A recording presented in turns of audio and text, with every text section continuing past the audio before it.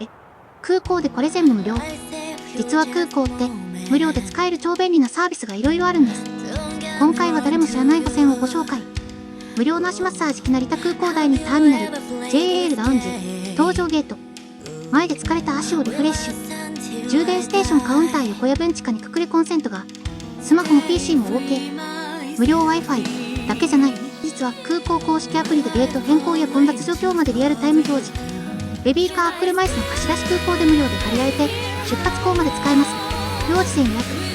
シャワールームはリリケア無料券航空会社の上級会員じゃなくても一部来る家庭時で無料に。空港って使い方次第でもっと快適になりますよ。